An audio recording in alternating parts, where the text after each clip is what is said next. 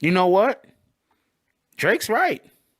His album dropped, and I do believe that there was a reason other than him being scared of Pusha T that he didn't release another Pusha T track.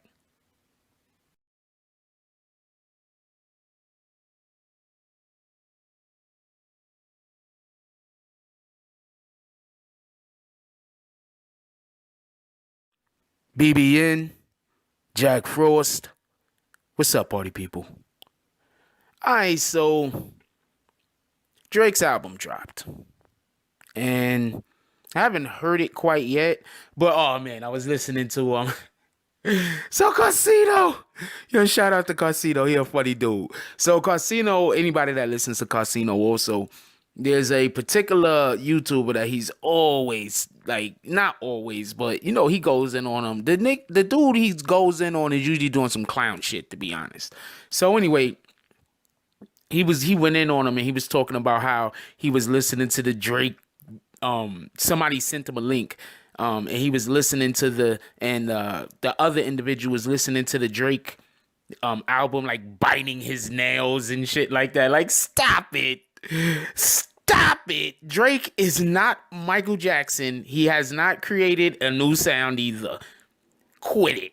Anyway, I didn't see the video. That's just what Casino was talking about. That shit was funny as hell. If dude really was doing that, I mean, I don't understand how people could take him. Like, I don't know. It is. Anyway, I'm not trying to bash nobody. I just thought that the shit was funny. Anyway, so Drake's album dropped. And something came out of it. Okay, so we heard that Drake's album was going to be a double CD, right? A side, B side, or whatever. You know what I'm saying? I did a thing on it. I said, you know, there's a reference in boxing called the A side and the B side. Some dude tried to come in and say, oh, an A side and a B side, that's not that's a cassette tape reference. That's not a boxing reference. A boxing reference is the main event in the undercard. Okay, stop it. I'm not gonna call you an idiot because there was another guy in here that he said, oh, you call people idiots that don't agree with you.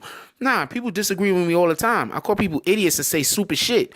But I'm not gonna call him an idiot no matter how much he might deserve it. Okay, real quick. An undercard is all the fights that happens before the main event. Okay? So, okay.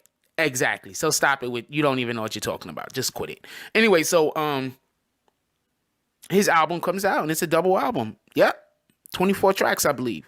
Okay. Now, before a lot of y'all might not know this, but back in like the 80s and the 90s, almost every album was like 20 tracks. You want to know who actually, in my opinion, from what I remember, started when you have extremely mainstream artists having only a couple of tracks on their fucking album? Nas. I think Illmatic only was like 11 or 12 tracks. Before that, everybody's album was like, the first side of the album was like 8, 9 tracks, and the second side, the B side of the album, the second side of the album was like 8, 9 tracks. Like, you understand what I'm saying? Like, this was normal. When Nas only had like 11 or 12 tracks on his album, I forgot how many Illmatic had. Like, to me, I thought that that was a little abnormal at the time. Anyway, so Drake's album has 24 tracks or something like that. I think it's like 12 and 12 or whatever the case might be. So, comes to find out, this will be his last album on Cash Money Records. Okay, so let's go back for a second. Remember, I don't know if everybody else remembers this, but it was like last year sometime last year that Jay Prince had came out and basically said that Cash Money Baby was messing with his money and that they better up that cash. And there was like a beef going back and forth, and even on this current book tour or the book tour that he just had, he was asked about it a couple of times. Asked. He was asked about it. I don't know, man. Whatever. He was asked about it a couple of times, and no, he referenced, no, they gave me my money, this and this and that, or they're gonna get me my money, or whatever the case might be. But remember, Jay Prince basically is, I don't know if he's a manager or whatever the hell he is, big homie to Drake. You feel me? So I'm thinking that there's a good chance that he did a double album purposely because he had two more that he had to give out to Cash Money.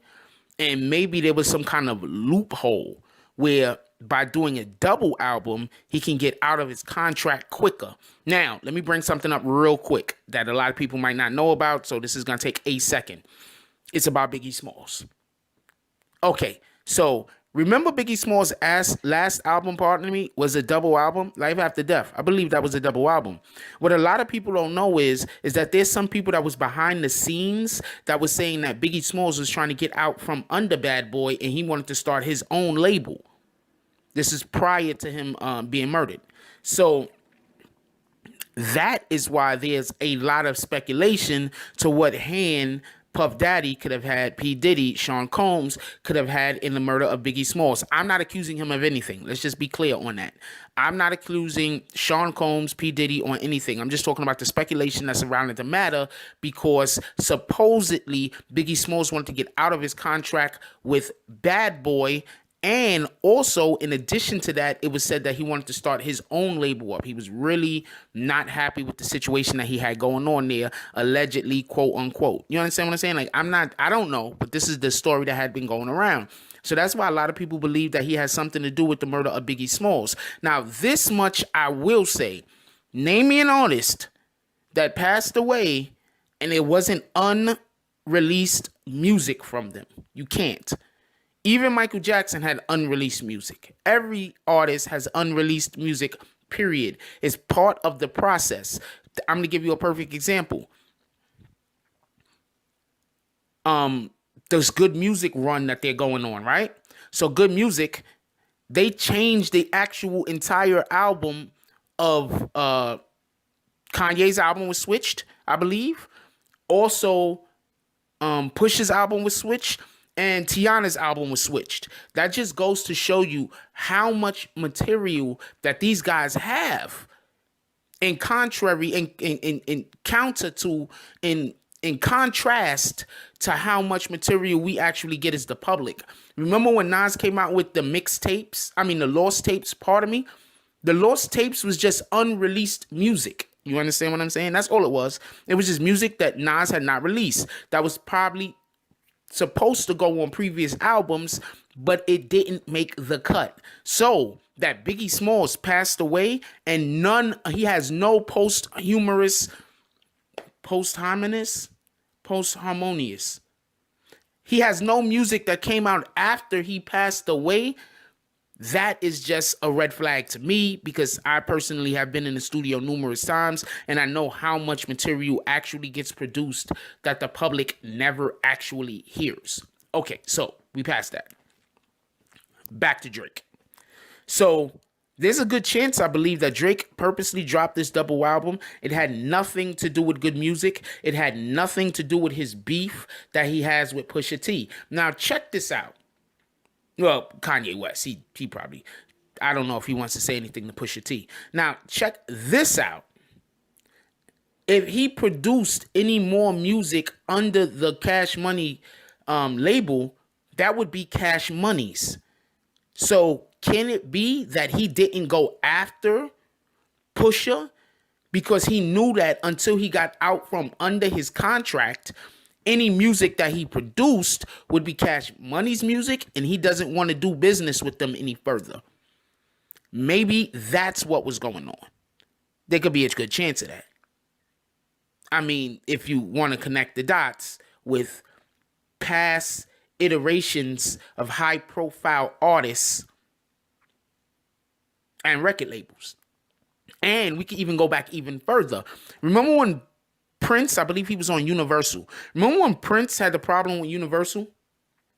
And he changed his name to that damn sign that you couldn't pronounce. So everybody called him the artist formerly known as Prince. One of the reasons why he did this was so he could make music and Universal or whoever he was with at the time couldn't get paid off of it. So he could make money outside of, because his name Prince was signed to the label, but not, his person. You understand what I'm saying? If that makes any sense. So that's another reason why I believe a lot of times artists go by different monikers also to reinvent themselves. Don't get this confused. Reinvention works. So also artists goes by different monikers at different times during their career because they want to reinvent themselves. But can it also be because the fact that Prince did it, it probably means that it has something to do with the how do you say, the wording of the contract. And for everybody that doesn't know, Jay-Z, I believe, now owns Prince's catalog. Jay-Z owns all of Prince's music that he's put out and that he hasn't.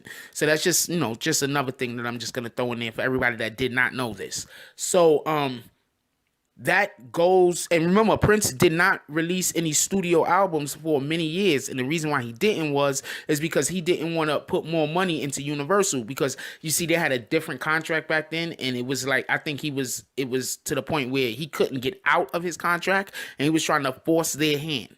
Anyway, so back to Drake. So I'm believing that Drake dropped the double album because he wanted to get out from under Cash Money. He has said, or at least this is what's being reported, that after this album that just dropped, he is no longer under Cash Money. Guess who is no longer under Cash Money? Lil Wayne. Lil Wayne is signed directly to Universal now. So when we look at all of these things and exactly how everything is falling out, maybe Drake will have something to go back at Pusha.